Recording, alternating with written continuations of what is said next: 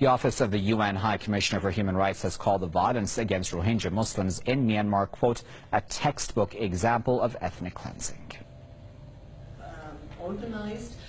The types of violations reported were egregious, including extrajudicial killings, enforced disappearances and arbitrary detention, rape, including gang rape, and other forms of sexual violence, torture, cruel, inhuman or degrading treatment, looting and occupation of property, and ethnic and religious discrimination and persecution. Systematic and acute discrimination of the Rohingya Muslims continues to be kept alive by the democratically elected government of Aung San Suu Kyi, to a point referred recently to by the High Commissioner for Human Rights as ethnic cleansing of an entire people.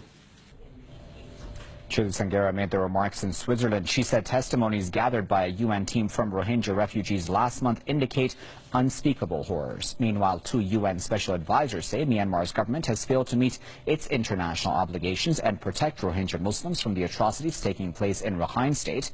The Rohingya refugees continue to flee to neighboring Bangladesh as Myanmar's army continues to target the Muslim minority and burn their villages. Joining us live now from Toronto is Mr. Edward Corrigan, who is an international human rights lawyer, and he's joining us live now via Skype. Mr. Corrigan, as a human rights lawyer yourself, do you believe that this is ethnic cleansing? Well, it clearly is ethnic cleansing. In fact, it's so organized and systematic. It just shows how careful the Myanmar army, and it's a particular unit that's been identified by the refugees, and a lot of the Amnesty International just did a study of about 5 villages where they found that hundreds of Rohingya Muslims had been killed. Many of the people who fled had wounds in their back, showing that they were bleeding with pain. And of course, satellite imagery and other reports confirm that villages of the Rohingya Muslims are totally destroyed, including their mosques and everything. And a few hundred yards away, villages belonging to other groups are not destroyed. So the use of rape is widespread, other sexual violence, and nothing is being done. But Amnesty has said it's going to further its study and identify the individuals responsible for it. And Amnesty International also has called for the Security Council to impose a series of sanctions against Myanmar because of the violence and cut off weapons sales. Also impose the financial sanctions on the country and to take strong action. While more and more politicians in the United Nations are raising their voices, there still hasn't been concrete action taken against the Myanmar government. There has been some. The United States and Britain have imposed an arms embargo, but Israel is still supplying arms to the Myanmar military.